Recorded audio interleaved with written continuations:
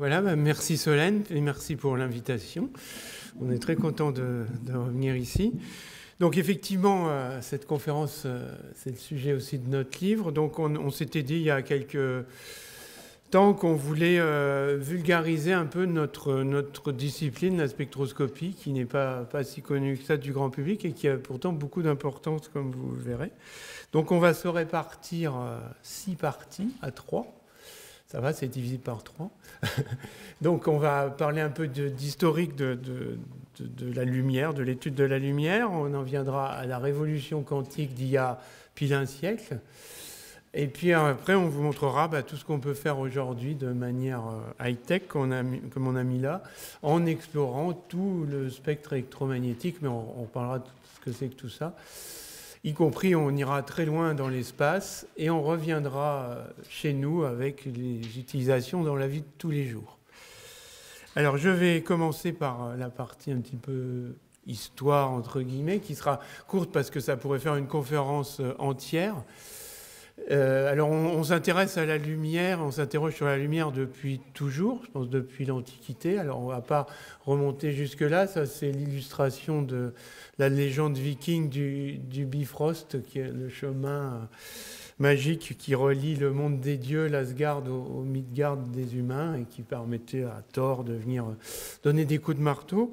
Mais je ne vais pas aller jusque-là. Nous, on va remonter à ce qui avait donné lieu à une année internationale de la lumière en 2015, qui est en l'an 1015, la première étude scientifique de la lumière par Al-Hazen en Arabie. Alors, je vous laisse lire son nom complet ici, c'est un peu plus compliqué.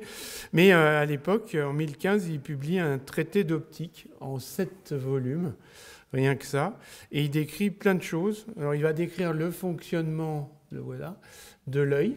C'est le premier qui comprend que l'œil, c'est un capteur qui envoie des informations au cerveau, etc.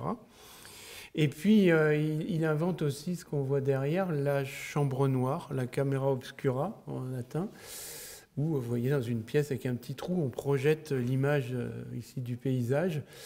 Et alors, il n'avait pas de capteur ou de pellicule photo, mais il a grosso modo le précurseur de l'appareil photo. Vous pouvez à l'époque dessiner les images. Et puis là, on fait un bond de plus de 600 ans dans le futur, avec ce cher Isaac Newton, qui est le premier. Alors on le connaît bien sûr pour la gravitation et plein d'autres choses, mais il comprend la décomposition de la lumière. Donc il joue avec des prismes et il comprend que la lumière blanche est composée de différentes couleurs que le prisme peut séparer. Et il publie ça en 1666. Et donc c'est la naissance de la décomposition de la lumière et de son étude, ce qu'on va appeler la spectroscopie plus tard. Donc il fait des petites expériences comme ça. Donc la première, c'est d'avoir une fente ou un trou qui amène de la lumière dans un prisme, et on décompose et on peut faire une image sur un écran. Donc on a les couleurs de l'arc-en-ciel. C'est d'ailleurs Newton qui a nommé 7 couleurs, parce que pour lui, il y avait encore un petit côté mystique, 7 couleurs, ça, c'était bien. Mais il montre que s'il reprend une des couleurs, par exemple ici le violet, eh bien, il le renvoie dans un deuxième prisme, il va étaler son violet, mais il n'aura pas de nouvelle couleur. Donc, ce n'est pas le prisme qui teinte la lumière, c'est bien la lumière qui se décompose en différentes couleurs. Et donc ça, pour lui, c'était vraiment important. Il l'a appelé l'expérience cruciale, l'experimentum crucis. Et voici le dessin de la main de Newton, un petit croquis vite fait, où il décrit ça. On voit les deux prismes, l'écran avec des trous, etc. Et ce qui expliquait donc déjà l'arc-en-ciel. Vous avez ici une belle vue d'un arc-en-ciel complet. En montant en avion, on peut avoir tout le cercle. Le double arc-en-ciel d'ailleurs, avec vous voyez, une zone sombre entre les deux. Vous pourrez, si vous avez ce magnifique bouquin que je vous recommande, avoir dans l'annexe l'explication détaillée de tout ça. Et puis quelques temps plus tard, en fait, en 1800, tout rond, William Herschel, un autre Anglais, fait la même expérience de décomposer avec un prisme, et puis lui, il pose des thermomètres, parce qu'il veut étudier comment la lumière transporte de l'énergie et de la chaleur. Et puis, le hasard fait toujours bien les choses en science. À un moment, il met des thermomètres après le rouge, là où il ne voit plus rien, mais ça chauffe encore. Et donc, il comprend qu'il y a des rayons lumineux qui sont après le rouge, qu'on ne voit pas, que ses yeux ne voient pas, mais qui sont bien là et qui font partie du spectre lumineux. Lui, il les appelle rayons caloriques ou rayons thermiques. Et en fait, il vient de découvrir ce qu'aujourd'hui on appelle le rayonnement infrarouge. Et d'ailleurs, un collègue à lui, ils se connaissent, Johann Ritter, un an après, par un procédé chimique de l'autre côté, du côté du violet, avec des sels d'argent. Il trouve que ça noircit après le violet, et donc il découvre les ultraviolets. Et c'est le début d'études de rayonnement bien au-delà du visible, et on se rend compte que ça va pouvoir être très intéressant. Mais il n'y a pas que ça, parce que alors, on va découvrir déjà plus tard plein d'autres rayonnements, au fur et à mesure, jusqu'au début du XXe siècle. L'infrarouge, mais on va voir que ça va assez loin, qu'il y a des micro-ondes, qu'il y a des ondes radio, et que les ondes radio, ça peut paraître curieux, mais c'est de la lumière aussi. C'est régi par les mêmes lois, comme va l'expliquer James Clerk Maxwell. Peut-être qu'ils ont déjà vu en cours les fameuses équations de Maxwell, peut-être qu'il y en a qui souffrent avec. Ben voilà, c'est très important. Et ça décrit aussi l'autre côté, les UV, les rayons X, que Röntgen va découvrir, puis les rayons gamma. Et finalement, le visible, c'est qu'un tout petit bout de tout ça, avec des longueurs d'onde entre 400 et 800 nanomètres. 700 plutôt. Mais il y a plus à voir. C'est joli les couleurs, c'est joli d'avoir plein de longueurs d'onde, mais il y a un Allemand, enfin plusieurs personnes, mais surtout un Allemand, Josef von Fraunhofer, qui se rend compte que s'il fait son expérience très bien avec une fente très fine, en regardant de près le spectre, il y a des endroits où il y a des couleurs, c'est-à-dire des longueurs d'onde qui manquent. Ça fait des traits très fins ici, ce qu'on appelle des raies d'absorption de la lumière. Et donc, il va les répertorier. À l'époque, il ne comprend pas d'où ça sort, mais il répertorie à la main, il n'y a même pas encore de photos, plus de 500 raies comme ça. Donc voilà un timbre allemand qui célèbre la découverte de Fraunhofer. Et juste après, on va s'apercevoir, en faisant des expériences en laboratoire, que si on chauffe un gaz, on peut avoir une émission de lumière, là aussi à certaines longueurs d'onde particulières, qui sont les mêmes que si le gaz absorbe, et là où il fait des traits sombres dans un spectre continu. Et par exemple, on découvre ici le spectre du sodium, qui est 2 raies dans le orange. Vous connaissez tous les éclairages routiers, enfin ils disparaissent un peu maintenant parce qu'on met des LED, mais les éclairages routiers orange, c'est des lampes au sodium, donc qui émettent dans l'orange. Là, vous avez les raies d'émission de l'hydrogène, par exemple, avec une lampe à hydrogène. Et donc, on commence à comprendre qu'il y a un lien entre les éléments chimiques et ces raies qu'on voit dans les spectres. Donc, c'est très important.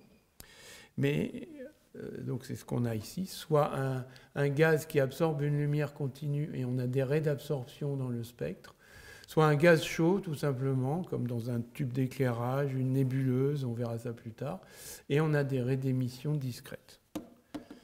Donc ça, on se rend compte que c'est un outil analytique formidable pour analyser la chimie à distance. On va identifier les éléments chimiques qui émettent de la lumière ou qui sont traversés par de la lumière. Par contre, on aimerait bien comprendre d'où ça sort tout ça.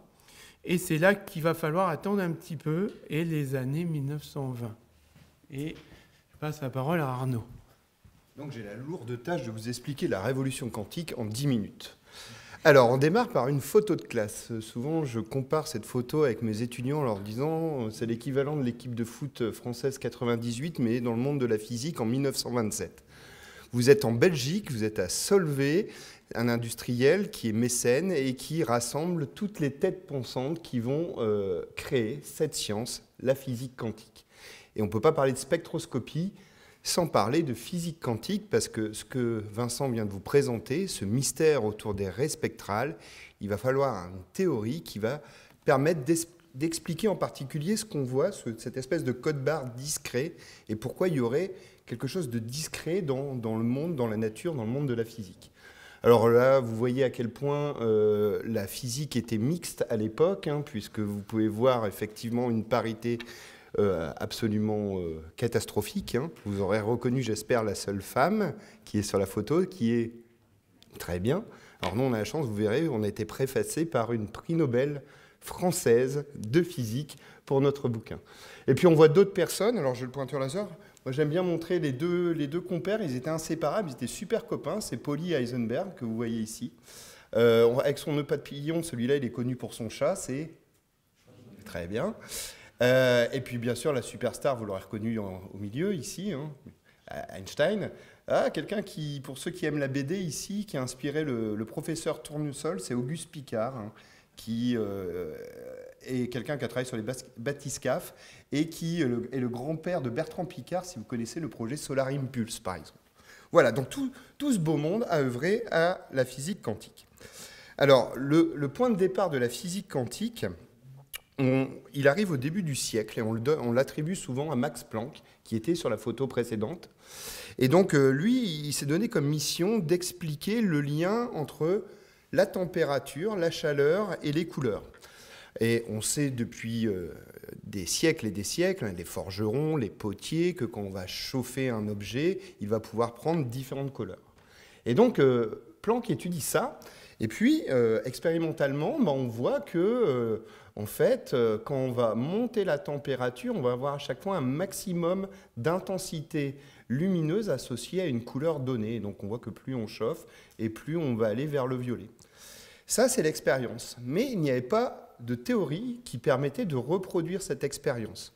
Pas de théorie parce qu'on se basait sur une physique qu'on appelle aujourd'hui classique, qui est celle de Boltzmann pour la thermodynamique, celle de Maxwell pour l'électromagnétisme. Et si vous utilisez la physique classique, en fait, la courbe, elle monte, elle monte, elle monte, elle ne redescend jamais. On part vers l'infini, vers les ultraviolets. Ils ont appelé ça la catastrophe ultraviolette. Alors Planck, il a imaginé une boîte avec un trou dedans. Et donc, l'obscurité règne totale dans la boîte. C'est un absorbeur de lumière parfait. Et il va imaginer que les parois de la boîte sont faites de petits ressorts. Et quand on chauffe, les petits ressorts se mettent en vibration. Et ils vont se mettre à une vibration qui va correspondre exactement à une fréquence, à une énergie proportionnelle à la fréquence de l'onde émise. Et donc, il doit faire une hypothèse très très bizarre pour l'époque, c'est-à-dire qu'il va faire l'hypothèse qu'il existe des petits paquets d'énergie discrets qui portent une certaine quantité d'énergie proportionnelle à la fréquence. C'est-à-dire qu'il fait quelque chose qui n'est pas normal, il met du discret dans la physique, du discontinu dans la physique. Ça ne lui va pas du tout d'ailleurs, il pensera qu'il s'est trompé quelque part, mais que, en tout cas, son modèle lui permet de reproduire l'expérience. Et puis, il y a la superstar de la physique de l'époque, vous allez le voir ici, M. Einstein, qui lui ça ne va pas tomber dans l'oreille d'un sourd, cette histoire de petits paquets d'énergie. Et il était l'un des seuls partisans de la vision corpusculaire de la lumière. À l'époque, tout le monde est convaincu que la lumière, c'est une onde.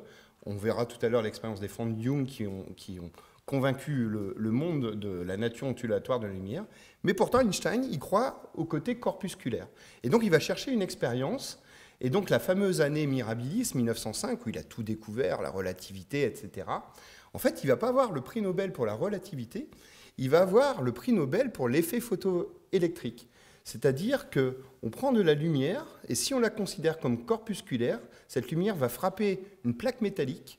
Et donc, si elle envoie l'énergie suffisante, la quantité d'énergie dans sa collision, aux électrons de la plaque métallique, elle est capable de les détacher, on appelle ça des photoélectrons, et vous, dans votre vie de tous les jours, ça s'appelle les panneaux photovoltaïques. Donc Einstein a eu son prix Nobel pour comprendre comment fonctionnait un panneau photovoltaïque. Mais en tout cas, il démontre de manière inéluctable que la lumière a un aspect corpusculaire, et on appellera ces particules plus tard photons. Et pourtant, on était sûr que la lumière était une onde. Et donc, en L2, on a des cours d'optique ondulatoire à Dunkerque, je me dis qu'à Rennes, ça doit être pareil. Et on apprend l'expérience des fentes Young, c'est-à-dire que vous prenez une source de lumière, vous mettez une plaque avec deux fentes, de cette unique source, vous faites deux sources qu'on va dire cohérentes, vous les superposez l'une sur l'autre spatialement, et vous allez voir des interférences. C'est-à-dire que si on projette ça sur un écran, des franges claires et des franges sombres, interférences constructives et interférences destructives. Pour expliquer ça, vous devez admettre que la lumière est une onde. Alors, c'est une corpuscule ou c'est une onde ? Alors, c'est encore plus troublant, c'est que quelques années plus tard, on pourra envoyer individuellement des photons, et donc ils vont passer par l'une autre fente et se mettre un peu de manière anarchique. Mais si on continue d'en envoyer, des photons, d'ailleurs ça marche aussi avec des électrons ou des ions, on voit de nouveau apparaître ces franges. C'est-à-dire que finalement, le début de l'expérience commence avec un état corpusculaire de la lumière et finit avec un état ondulatoire. D'où on va parler de la dualité onde-corpuscule. Et alors, la lumière, c'est quoi? C'est une onde ou c'est un corpuscule? Eh bien, ni l'un ni l'autre. En fait, tout dépend comment on la regarde. Et ça, tout à l'heure, je vais vous parler de M. Bohr, qui va introduire ce qu'on appelle le principe de complémentarité. Et cette petite illustration explique un peu les choses. C'est-à-dire que là, vous avez un cylindre piégé dans une boîte, et puis vous avez deux observateurs qui regardent le reflet, la projection sur l'une des faces du cube. Il y en a un qui va voir un cercle, l'autre qui va voir un carré, et pourtant c'est un cylindre. Donc grosso modo, la lumière est une onde ou une particule, tout dépend comment on la regarde. C'est l'observateur qui va conditionner le résultat. Et ça, c'est quelque chose d'assez troublant en mécanique quantique. Alors ce principe de complémentarité, c'est Niels Bohr. On l'appelle le Danois en or à l'époque. Il va créer l'école de Copenhague. Il va ouvrir un laboratoire près des brasseries Carlsberg à Copenhague. Et en particulier, lui, son succès, c'est d'avoir modélisé l'atome avec un noyau très massif au centre et des électrons qui gravitent autour. Mais des électrons qui gravitent autour, pas n'importe comment, sur des orbites stationnaires, à des énergies fixes. Et donc, on va pouvoir comprendre le lien avec ce qu'a dit Vincent tout à l'heure, l'absorption ou l'émission, c'est-à-dire que les paquets d'énergie vont pouvoir soit monter d'un niveau d'énergie ou soit redescendre par absorption ou par émission en émettant une lumière qui correspond exactement à la différence d'énergie entre les deux niveaux. Et donc ça, c'est la naissance de la physique quantique, et on commence avec ça à savoir expliquer, par exemple, les raies de l'atome d'hydrogène. Aujourd'hui, si on regarde à quoi ça ressemble un atome, on le dessinerait un petit peu comme ça. Et ça, on le doit à ce duo de jeunes qui ont été, on va dire, pouponnés par Bohr, hein, Heisenberg et Schrödinger, et mis en concurrence, qui vont formaliser la mécanique quantique avec deux formalismes mathématiques différents. L'algèbre ici, la physique ondulatoire, enfin les équations différentielles ici, on va dire ça comme ça.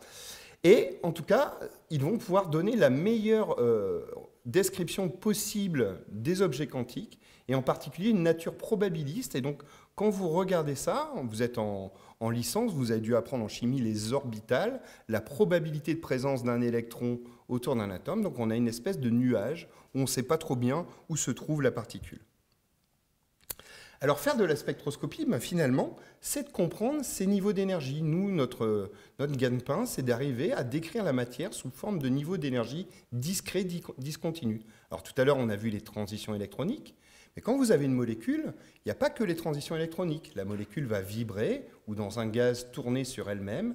Et ces mouvements, eux aussi, vont être quantifiés. C'est-à-dire qu'elle va vibrer à des énergies précises et elle va tourner à des énergies précises. Et nous, notre petit jeu, c'est d'utiliser de la lumière pour entraîner des transitions, des absorptions ou des émissions à travers tous ces niveaux-là. Et on fabrique des expériences pour faire cela. Et on mesure des spectres. Alors, on fait de la spectroscopie à tous azimuts, dans tous les domaines spectraux. Donc, par exemple, ici, vous avez un magnifique spectre du méthane qui a été mesuré dans l'atmosphère de Titan, une lune de Saturne. Et donc, vous voyez une partie infrarouge ici qui concerne la vibration des molécules et une partie plus bas en fréquence, celle qu'on fait dans mon laboratoire, qui est le terahertz, où on regarde la rotation des molécules. Donc, on peut faire de la spectroscopie un petit peu partout, grâce à des instruments dont Cyril va vous parler.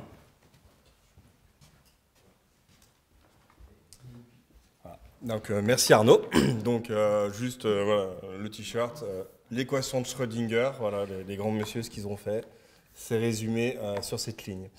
Alors oui, on va voir un petit peu les outils qu'on utilise aujourd'hui pour faire de la spectroscopie. Donc, on a visité ce matin les laboratoires situés ici, et on a vu à peu près des instruments équivalents. Donc ici, vous avez par exemple un spectromètre à transformer de Fourier qui se trouve proche de Paris dans un synchrotron à Soleil. Alors je vais vous expliquer ce que c'est le synchrotron. Donc vous voyez ici le spectromètre, c'est ce grand outil en forme de L ici, et on est en train d'enregistrer un spectre que vous voyez sur l'écran d'ordinateur. Alors, il y a différentes façons de produire de la lumière, parce que ce qu'on étudie, c'est la lumière sous toutes ses formes. Donc, on peut utiliser soit des lasers, soit des générateurs à haute fréquence, soit ici de la lumière produite par chauffage, la lumière infrarouge. Donc, voilà, toutes sortes de lumière. Vous voyez ici notre compère Arnaud en train de se pencher sur un laser. T'étais jeune. Alors, il y a des outils, des appareils, des grands instruments qui justement sont dédiés à produire de la lumière sous toutes ses formes. Un de ces instruments, c'est justement Soleil, qui est un grand synchrotron. Alors, qu'est-ce que c'est un synchrotron? Je pense que vous connaissez tous l'accélérateur de particules au CERN, hein, le fameux collisionneur où on fait collisionner des particules. Eh bien, un synchrotron, c'est à peu près pareil, sauf que les particules, on ne les fait pas se collisionner. On les préserve, mais on les fait accélérer. Vous voyez, on a ici le grand anneau. On les fait accélérer dedans. Et quand elles vont accélérer, alors il y a des champs magnétiques qui font en sorte qu'elles vont suivre la courbure, hein, parce qu'une particule, ça va tout droit, normalement. Mais si la particule est chargée et qu'on place des aimants, on peut la faire tourner. En faisant ça, on va la contraindre et elle va générer un signal. Ce signal, c'est le signal du synchrotron. Et c'est une lumière qui va être très grande fréquence, c'est-à-dire qu'on va pouvoir... elle va pouvoir émettre dans le visible, comme elle va pouvoir émettre dans les ondes radio, également en UV, également en rayons X. Vous voyez, c'est l'avantage de ce grand outil, c'est qu'on va aller dans tout le spectre électromagnétique. Et on place un petit labo ici en sortie. Donc, il y a plusieurs petits labos en fonction de quel endroit on veut regarder, on veut étudier cette lumière. Et puis, on va envoyer cette lumière sur les échantillons, des échantillons de gaz, des échantillons, voilà, ça dépend de l'expérience. Et du coup, on va pouvoir faire de la spectroscopie. Alors, une petite photo vue aérienne du synchrotron à Paris. Donc, vous voyez que c'est un instrument qui est très grand et dans lequel on a la chance, nous, de temps en temps, d'aller travailler. Qui dit grand instrument dit aussi grand télescope. Vous avez ici encore une vue aérienne, hein, du Very Large Telescope, le VLT, qui regroupe 4 grands télescopes, 4 plus petits aussi télescopes qui peuvent marcher ensemble ou de façon séparée. Ces télescopes, bien sûr, si je vous en parle ici, eh bien, ils sont couplés à des spectromètres, notamment le spectromètre sphère, qui va permettre de collecter. Donc, les télescopes ont des énormes miroirs qui collectent de la lumière. Cette lumière va être envoyée à un spectromètre et on va faire de la spectroscopie. Et bien de quoi? Des étoiles ou de tout autre objet brillant de l'univers.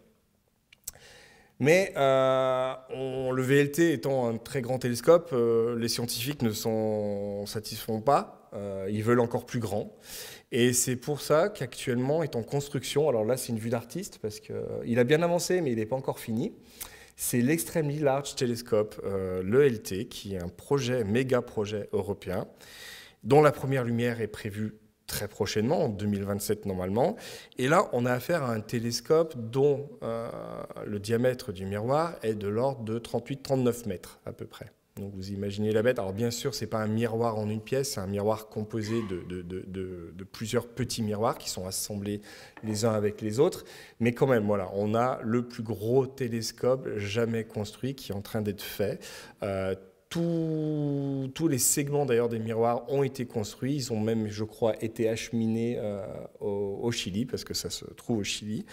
Et donc voilà. Et bien sûr, ce télescope, on va lui associer plusieurs spectros d'une taille complètement démesurée. On a ici les vues d'artistes pour vous montrer. Et donc, ça va permettre de sonder vraiment des choses qui sont... alors, vous savez, hein, la lumière, elle a une vitesse qui est finie.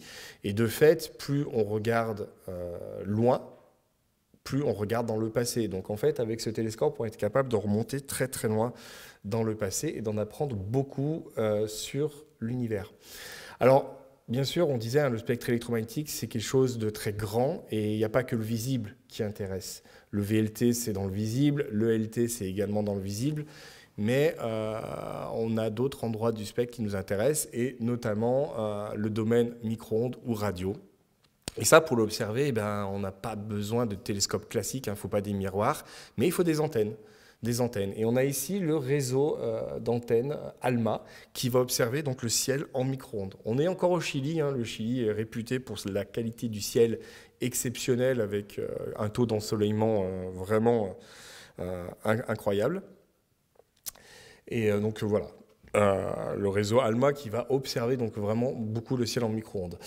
Mais on veut aussi, parfois, échapper un petit peu à l'atmosphère, tout du moins déjà à la basse atmosphère. Pourquoi? Parce que l'atmosphère, c'est quelque chose qui va absorber beaucoup de lumière dans certaines zones. Donc, ce qu'on aimerait, c'est se trouver un petit peu au-dessus. Donc, déjà, la première façon, ce qu'on peut faire, c'est faire de la spectroscopie en avion.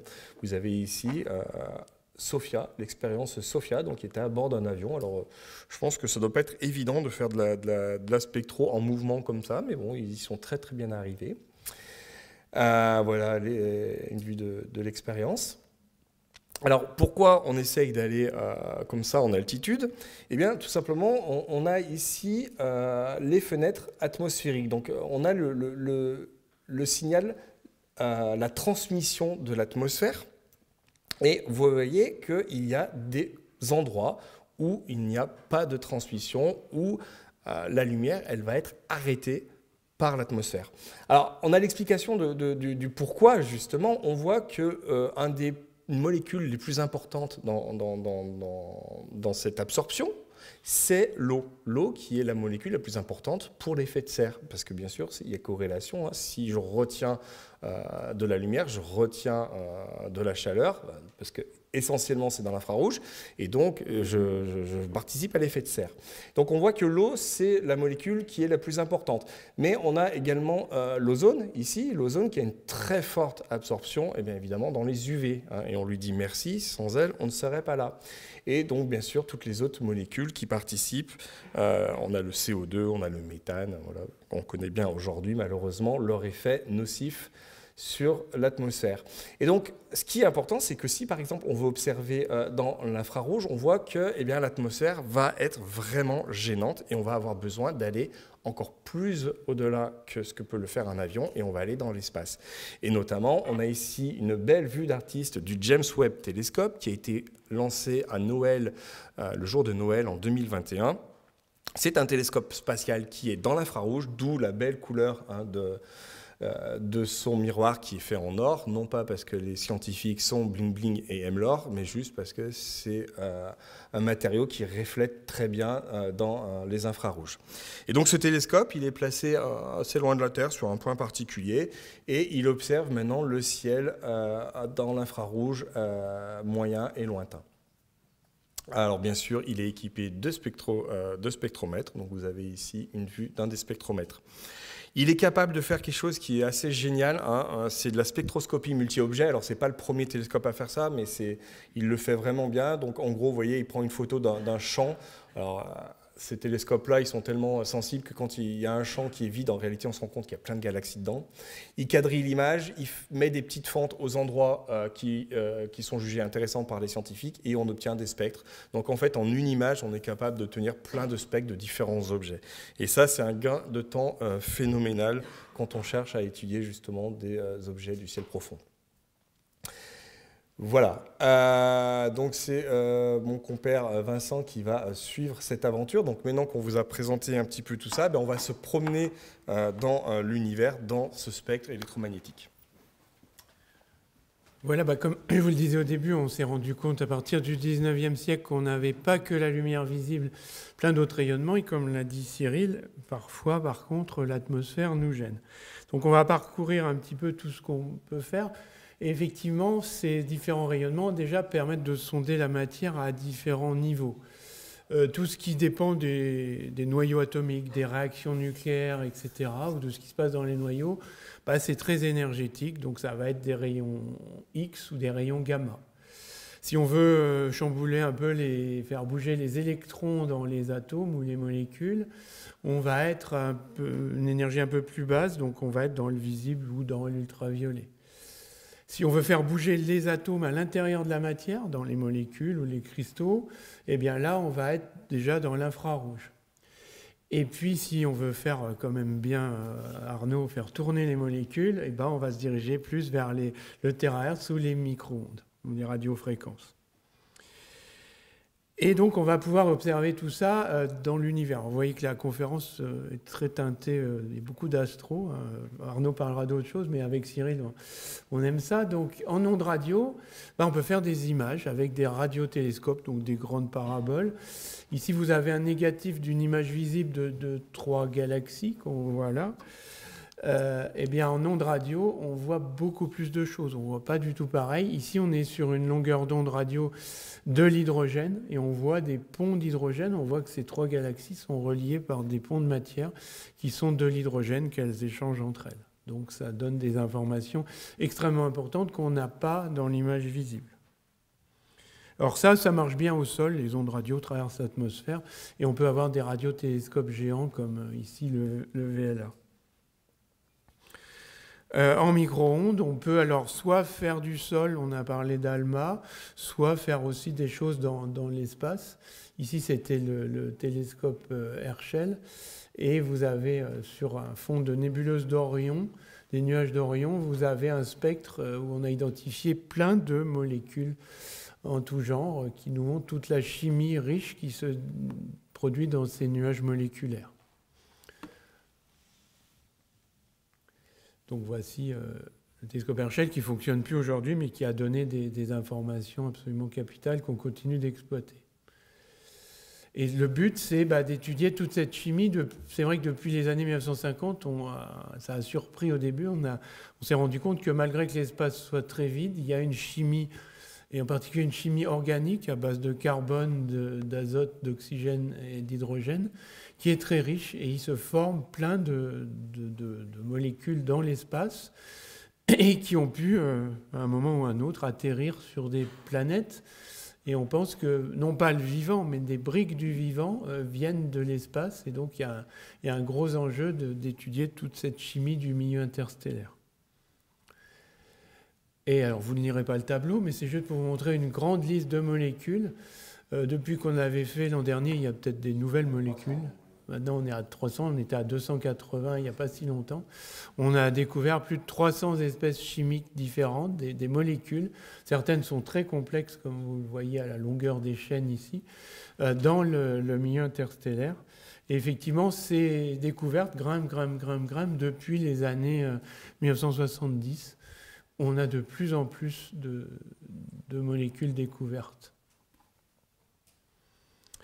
Alors les micro-ondes, ça sert aussi à avoir d'autres choses. Là, je ne rentrerai pas dans le détail, mais c'était le satellite Planck qui a fait cette carte du ciel un peu étrange, où on voit les fluctuations du premier rayonnement de l'univers, ce qu'on appelle le fond diffus cosmologique, qui est en micro-ondes aussi, et qui vous montre des micro-fluctuations de température 380 000 ans après le Big Bang, qui sont les grumeaux des futures galaxies.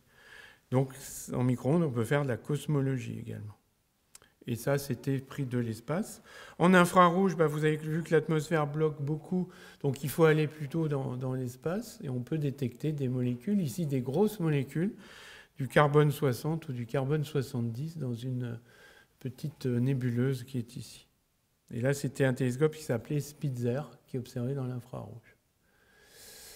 Plus récemment, on a parlé du James Webb. Là, il a fait par exemple un spectre magnifique avec plein de pics. Alors, nous, ça nous semble magnifique. Vous, je ne sais pas, mais c'est très beau. D'une exoplanète VHS 1256b, où on détecte plein de molécules jusqu'à des silicates, etc. Et donc, grâce à ça, maintenant, on peut analyser la lumière et la composition de planètes autour d'autres étoiles que le Soleil. C'est une vue d'artiste. Pas de photo de cette planète, mais voilà. Et on peut faire, dans le visible, alors là, on peut faire du sol, on peut faire plein de choses. Il y a même, les 3 premiers spectres sont des spectres d'amateurs qu'on a fait à Dijon. Spectre de la nébuleuse d'Orion en émission, où on voit de l'oxygène et de l'hydrogène. Spectre d'une étoile froide, Bételgeuse, où on voit des oxydes de titane. Spectre d'une planète, Jupiter, où on voit du méthane. Et là, ça, c'est pas nous, mais un spectre d'émission d'une comète où on voit du dicarbone, C2. Oui, dans l'espace, il y a du dicarbone. Et puis ici, le Soleil. Alors, on retrouve les raies de Fraunhofer, mais alors là, très, très détaillées, où on en voit des centaines, peut-être même des milliers. Et on peut regarder dans chacune de ces longueurs d'onde le Soleil. Alors là, c'est en UV, des vues inhabituelles du Soleil. On voit les éruptions solaires en ultraviolet. Avec le satellite SOHO qui, lui, est dans l'espace, parce que pour l'UV, il faut aller dans l'espace. Et on peut aussi regarder des galaxies, par exemple, la M81, en ultraviolet depuis l'espace, avec le satellite Galex. Donc là, on est de plus en plus énergétique. en rayons X. On peut voir des nuages immenses d'hydrogène très très chauds mais hyper dilués entre galaxies. Ici avec le satellite Chandra qui est une des stars du ciel en rayons X. Je ne vais pas dire une star du X parce que ce serait mal vu. Et on finit par les rayons gamma, où là on a le ciel en rayons gamma. C'est un peu compliqué, je n'ai pas le temps d'expliquer, mais parce que l'optique en rayons gamma c'est un peu complexe. Mais on a ici le satellite Fermi qui explore depuis l'espace le ciel en gamma. Et il y a même des moyens au sol de manière indirecte d'observer les rayons gamma avec, par exemple, le télescope Cherenkov ici en Namibie. Et avec tout ça, on fait quoi? On étudie des atmosphères. Voilà. Les atmosphères, donc on a vu tout à l'heure que l'atmosphère de la Terre, c'est quelque chose qui nous gêne énormément pour observer, mais aussi les atmosphères, c'est quelque chose qu'on cherche à analyser et à observer. Alors, on va pouvoir observer, Vincent l'a montré, donc il l'a montré en UV, mais on peut observer le Soleil sous toutes ses coutures. Alors ici, c'est des images prises d'ailleurs par un astronome amateur du Soleil dans plusieurs longueurs d'onde. Alors, ce qu'on est capable de voir ici, c'est que quand on observe le Soleil en lumière blanche, ce qu'on voit... Alors, ici, en lumière blanche, on voit bien sûr les taches solaires et on voit en fait ce qu'on appelle la photosphère, c'est-à-dire la surface du Soleil. Et quand on va observer dans d'autres longueurs d'onde, on a ici le Soleil par exemple, on observe dans une longueur d'onde de l'hydrogène, et bien là on va observer l'atmosphère du Soleil qu'on appelle la chromosphère. Et comme vous pouvez voir, on ne voit pas du tout les mêmes choses. Alors après on va l'observer en hélium, en magnésium, voilà, dans différentes longueurs d'onde. Et là encore on va sonder, c'est pour ça le mot sonder, on va sonder différentes altitudes de l'atmosphère du Soleil. Alors, les taches solaires, je ne vais pas en parler longtemps parce que je vais me faire tancer par mes collègues, parce que je pourrais en parler assez longtemps, les taches solaires. Mais en gros, la lumière qui nous provient de ces taches solaires, alors une tache solaire, c'est ça, hein, c'est une zone plus sombre du Soleil, même si en réalité, c'est juste un effet de contraste, hein, parce que la tache solaire reste bien plus lumineuse qu'une flamme de chalumeau. Eh bien, si on analyse, on fait de la spectro sur ces taches solaires, vous voyez, eh bien, on obtient ces jolis spectres-là, eh bien, on va être capable quand même de mesurer le champ magnétique à la surface dans ces taches solaires. Et donc, c'est quand même quelque chose de vraiment bien. On est capable de sonder l'intérieur de ces taches solaires pour connaître vraiment comment se comporte le champ magnétique. On a ici une photo qui est prise en lumière blanche. Donc là, on voit vraiment la granulation à la surface du Soleil. Et une photo ici dans la raie de l'hydrogène où on voit donc un petit peu plus les tourments de l'atmosphère solaire. On a d'autres atmosphères dans notre système solaire, notamment Titan, hein, qui est le seul satellite du système solaire à posséder une atmosphère aussi importante. D'ailleurs, à la surface de Titan, on a 1 bar à peu près de pression, presque comme sur la Terre, alors que Titan est beaucoup plus petit. Titan, c'est une atmosphère qui contient beaucoup de méthane, hein, c'est un satellite d'hydrocarbures. Il y a aussi beaucoup d'azote. Donc on a du méthane dans de l'azote et donc on peut faire voilà, des spectres de Titan. Donc Cassini, qui était une sonde qui a survolé pendant très longtemps Saturne, a fait quelques survols de Titan et a obtenu de jolis spectres de Titan qu'on voit ici. Et ça, on compare avec des spectres obtenus en laboratoire. Donc en fait, notre boulot, c'est un peu ça, ça va être... On reçoit des spectres d'expérimentateurs, on va nous les modéliser en laboratoire et comparer avec les données qu'on obtient pour justement retrouver les paramètres, des paramètres qui sont sur le satellite, par exemple Titan ou d'autres endroits. Donc on a ici une belle photo de Titan prise en infrarouge et de la sonde Cassini.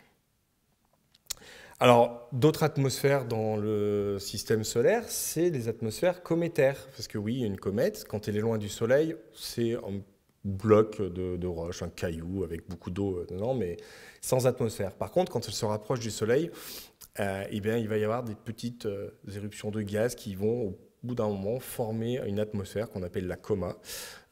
Et ça, c'est quelque chose qu'on cherche à observer. Notamment actuellement, j'ai un doctorant qui étudie les atmosphères des comètes en les observant depuis le sol.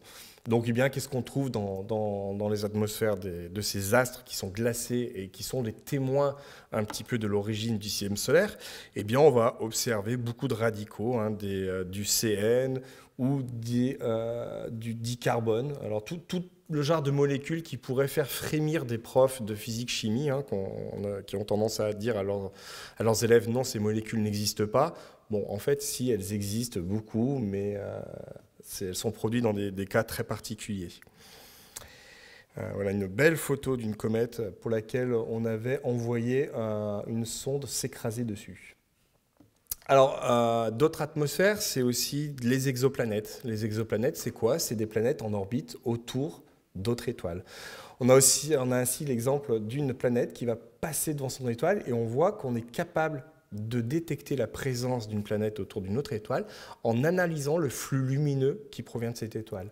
Si on a la planète qui passe devant notre ligne de visée, eh bien, ce qui va se passer, c'est que le flux lumineux de l'étoile va sensiblement baisser. Alors bien sûr, ici, les tailles sont exagérées, mais il faut savoir que la diminution de ce flux lumineux, on arrive aisément à la mesurer. Pour tout vous dire, des amateurs avec un matériel modeste peuvent mesurer de nos jours cette baisse de luminosité. Et donc, en faisant ça, ce qui se passe, c'est que la planète qui passe devant, elle a une atmosphère, probablement. Eh bien, il va y avoir une partie des photons de cette étoile qui vont passer au travers de cette atmosphère, qui vont interagir avec cette atmosphère. Et nous, on va récupérer des photons qui auront interagi avec cette atmosphère. Et on est donc capable d'obtenir des spectres des spectres d'absorption des atmosphères des exoplanètes. Donc là, c'est vraiment de la spectroscopie de haute voltige, mais c'est un petit peu ce que le James Webb actuellement est en train de faire. Alors, on peut aussi faire de la spectroscopie d'objets du ciel qu'on appelle par exemple des nébuleuses planétaires. Alors, une nébuleuse planétaire, qu'est-ce que c'est? C'est une fin de vie d'une étoile. Par exemple, le Soleil, lui, quand il finira sa vie dans 4,5 milliards d'années, finira en nébuleuse planétaire. C'est-à-dire que l'étoile, elle va se séparer de ses couches qui sont un petit peu comme un oignon, en fait. Il y a plusieurs couches. Elle va souffler le vent solaire, le vent de l'étoile va souffler ses couches dans l'espace et ça va produire une espèce de bulle comme ça, typique des nébuleuses planétaires. Et bien ça, on peut faire de la spectroscopie pour justement voir si cette petite bulle que j'observe, qui m'a l'air sensiblement pareil que ça, et bien en fait non, on va voir que c'est quelque chose de différent en faisant de la spectroscopie. Ceci, c'est ce qu'on appelle des rémanents de supernova, donc c'est des restes d'une explosion très violente d'étoiles, une supernova, alors qu'ici, c'est une nébuleuse planétaire, donc une mort différente de l'étoile. On fait de la spectroscopie et on voit qu'il y a de l'azote, qu'il y a de l'oxygène, voilà. On est capable de faire ça. Et bien sûr, eh bien, je vous disais, hein, plus on observe loin dans le ciel et plus on observe aussi dans le temps. Et donc en fait, au-delà de sonder la matière, de sonder les éléments, on va sonder aussi le temps, l'origine des temps de l'univers. Et donc en observant les quasars, ces quasars qui sont ces noyaux de galaxies très actifs et surtout très lointains, qui représentent vraiment l'origine du début de l'univers, eh bien on est capable de remonter très très loin et de comprendre un petit peu comment s'est formé l'univers. Voilà une petite photo de Hubble d'un quasar. Alors, on va finir la dernière partie sur la spectroscopie dans la vie de tous les jours. Donc, on va un petit peu sortir du cadre de l'astro avec Arnaud qui va nous parler un petit peu donc, de la vie de tous les jours et de la spectro. Bah oui, il faut bien revenir un peu sur Terre. Alors, oui, moi dans mon métier, je fais aussi de la spectroscopie très très appliquée et je vais vous donner quelques exemples d'application de la spectroscopie. Il faut savoir que les spectromètres vont envahir aussi vos hôpitaux, vos cabinets médicaux. Et donc aujourd'hui, par exemple, on a toute une science qu'on appelle en anglais la briefomique qui analyse les traces de composés organiques volatiles dans la laine. Et donc, par exemple, ici, vous avez une équipe allemande qui fait du terahertz, qui vient de mesurer l'acétone dans la laine d'un patient diabétique. Et donc, demain, quand vous irez chez le médecin, vous soufflerez sur un laser, on mesurera votre taux d'acétone et on pourra dire sans aucune seringue, sans aucune prise de sang, si vous êtes diabétique ou non. Les Japonais ont même inventé l'éthylotest à distance terahertz qui mesure l'éthanol dans votre haleine à distance. Ça existe. Ici, vous avez des collègues de Grenoble qui ont carrément installé un spectromètre infrarouge qui va permettre de suivre l'état de viabilité d'un greffon pulmonaire. Et donc, on voit que le spectromètre, en direct, reproduit en fait, vous voyez ici la respiration du greffon et vous voyez la mesure du spectre du méthane et du monoxyde de carbone. Donc ça, c'est 2 indicateurs de la viabilité du greffon pendant la greffe. Un truc qu'on a fait assez rigolo avec une équipe belge de Gand, c'est qu'on nous a mis au défi de créer un capteur pour tester la fraîcheur des aliments. Donc imaginez, vous achetez un pavé de saumon d'Atlantique au supermarché, hein, il est dans la barquette, et vous voulez savoir, sans ouvrir le paquet, si ce saumon est encore bon ou pas. Alors on a été voir une équipe de Gand qui nous a préparé des saumons à différents jours, hein, premier jour, deuxième jour, jusqu'au 10e jour, et avec les ondes terahertz qui ont le bon goût de passer le plastique est transparent aux terahertz, on a pu suivre et mesurer un marqueur de dégradation, c'est la molécule de H2S du saumon. Et donc vous voyez, après la durée du stockage, l'activité bactériologique augmente, et par spectroscopie, on peut mesurer la concentration d'H2S sans ouvrir le paquet. Nos copains de Reims, eux, ils ont une équipe qui s'appelle Champagne et Effervescence. Et donc, par exemple, ils travaillent avec des œnologues et ils utilisent la spectroscopie pour étudier le bouquet d'un vin, ou le bouquet d'un champagne. Et donc, ils vont cartographier, grâce à la spectroscopie, ce qu'on appelle l'espace de tête. Hein, donc, ce sont des vrais verres de sommelier. Et on les met sur un mécanisme, on va reproduire le geste de l'œnologue. Et on va mesurer, grâce à la spectroscopie, où va se retrouver l'éthanol, le CO2, et on va comprendre le bouquet d'un vin ou d'un champagne grâce à la spectroscopie. Un autre truc rigolo qu'on a fait cette fois-ci en partenariat avec un projet en lien avec l'armée, c'est qu'on essaie de détecter, comme le fait un chien, des explosifs avec la spectroscopie. Alors, le problème des explosifs, ce sont des molécules qui ne sont pas du tout volatiles. Vous prenez un pain de C4, ça émet absolument rien, et pourtant le chien est capable de vous le détecter à l'intérieur d'une valise. Et en fait, on planque dans l'explosif des marqueurs un peu plus volatiles, des molécules qu'on appelle des nitrotoluènes, par exemple, ça c'est un marqueur du TNT, le fameux TNT. Et puis nous, on s'est dit, est-ce qu'on est capable de le mesurer à l'état de trace en spectroscopie? Et la réponse est oui. Donc là, un spectre terahertz du nitrotoluène, qui est une molécule marqueur qu'on met depuis l'attentat de Lockerbie. C'était un attentat où il y avait un explosif qui avait pété dans une soute d'avion. Et donc, ça permet de tracer l'origine de l'explosif. Et on a réussi à faire ces mesures-là dans un centre de pyrotechnie sur des vrais explosifs avec l'Institut de Saint-Louis. Alors, on arrive un petit peu à atteindre des seuils de sensibilité qui restent quand même assez éloignés de ce qu'est capable de faire un chien. Mais le problème, c'est que le chien il fatigue très vite et notre spectromètre, lui, peut marcher 24 heures sur 24. L'armée utilise aussi la spectroscopie pour lutter contre les contrefaçons. Par exemple, ici, vous avez 3 types d'ibuprofène et 3 spectres différents. Hein.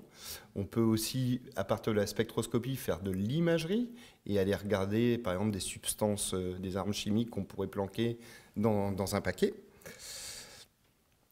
Et puis après, il y a beaucoup d'applications industrielles. Donc moi, par exemple, là, j'encadre une CIFRE dans ce qu'on appelle au Centre de valorisation énergétique de Dunkerque. Toutes les poubelles de la communauté urbaine de Dunkerque arrivent ici, elles sont brûlées, la chaleur qui est émise est réinjectée dans le réseau de chaleur urbain, et il y a tout un système qui va nettoyer les fumées. Et donc l'usine est tenue 24 heures sur 24, toutes les minutes, de mesurer une dizaine de polluants réglementés en amont et en aval du traitement des fumées. Et donc, nous, on est allé placer un spectromètre à 35 mètres de haut, là, c'est la cheminée de sortie de l'usine que vous voyez ici, et qui va mesurer en direct, on voit le spectre, hein, de l'ammoniac, du SO2, du HCl, etc. Et si on ne fait pas ces mesures-là, l'usine, elle s'arrête, elle ne peut plus continuer, c'est réglementé. Dans le bouquin, on parle aussi de la spectroscopie au service de l'art. Par exemple, si vous allez dans le sous-sol du Louvre, vous avez un accélérateur de particules qui s'appelle Aglaé, et qui mesure des spectres à des hautes énergies, des rayons X. Et donc, par exemple, ils ont étudié la Joconde. Et ils voulaient étudier ce qu'on appelle le sfumato, qui est la technique du clair-obscur de Léonard de Vinci. Et donc, ils ont fait la spectroscopie de différents pigments. Donc, l'avantage ici, c'est que c'est une technique non invasive. Il n'y a pas à gratter un petit peu la toile pour prendre un échantillon. C'est la Joconde, on n'y touche pas. Hein. Mais en tout cas, on peut la passer au spectro. Et donc, ils ont vu, par exemple, que quand tu passes des parties claires aux parties foncées, on voit que les pigments changent. Le plomb va augmenter et le fer va diminuer. Donc ça, c'était l'astuce qu'avait Léonard de Vinci pour pouvoir justement arriver à ce niveau de clair-obscur.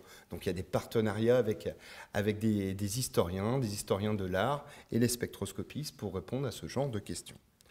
Je pense que nous arrivons à la fin de la conférence. On vous a donné pas mal d'exemples et le petit mot de la fin pour le chef, Vincent. Le chef, je ne sais pas, mais bon, on va faire comme si. Donc voici ce magnifique ouvrage qui est indispensable dans votre bibliothèque. Donc on a eu le plaisir de faire à 8 mains, tous ensemble, qui est donc paru il y a déjà presque 1 an, et chez Ellipse. Et on est assez content de plusieurs choses par rapport à ce livre. Déjà, avant même de l'avoir finalisé, on a reçu un prix pour aider donc à sa publication, qui est le prix de l'Académie des sciences, arts et belles-lettres de Dijon. On a eu une belle médaille avec nos noms dessus. Alors il faut savoir qu'il y a quelqu'un d'autre qui a eu... il y a plein d'autres gens qui ont eu cette médaille avant, mais en particulier, au tout début de ce prix, un certain Jean-Jacques Rousseau, qui a la même médaille que nous pour un autre livre, sur un autre sujet, et il a son nom pareil dessus. Donc c'est pas mal. Et puis, comme on avait organisé un colloque de spectroscopie moléculaire internationale à Dijon, enfin on l'organise tous les ans à Dijon, mais là, donc en 2023, tous les 4 ans, pardon, oui, j'exagère, tous les 4 ans à Dijon. En 2023, on avait différents conférenciers invités, dont une certaine Anne L'Huillier, qui avait été choisie par le comité scientifique parce qu'elle était peut-être pressentie pour un petit prix. Et donc, on a discuté avec elle et on lui a demandé de nous faire une préface. Donc, elle a écrit la préface en septembre 2023. Et puis, en octobre, juste après, elle a obtenu le prix Nobel de physique, étant seulement la 5e femme, Marie Curie était la première, à avoir le prix Nobel de physique. Bon, le livre a été aussi classé dans Année de la physique, labellisé, ouais, la 2e française, labellisé Année de la physique. On a vu ce gros logo là sur le bâtiment de l'IPR tout à l'heure, Année de la physique. Donc il était labellisé là-dedans. Donc on est très content de ça. Et pour finir, mais deux petites citations aussi pour les jeunes qui j'encourage à continuer de faire des sciences, parce que vous voyez qu'il y a encore plein de choses à faire. Et ce qui est génial là-dedans, c'est qu'on peut comprendre plein de choses. Comme le disait Einstein, ce qui est incompréhensible, c'est que le monde soit compréhensible, qu'on arrive à comprendre tout ça. Mais il y a encore plein de choses à faire. Et comme le disait Carl Sagan, quelque part, quelque chose d'incroyable attend d'être connu. Et c'est pour vous, les jeunes, à connaître ça. Et sur ce, on vous remercie de votre attention. Merci.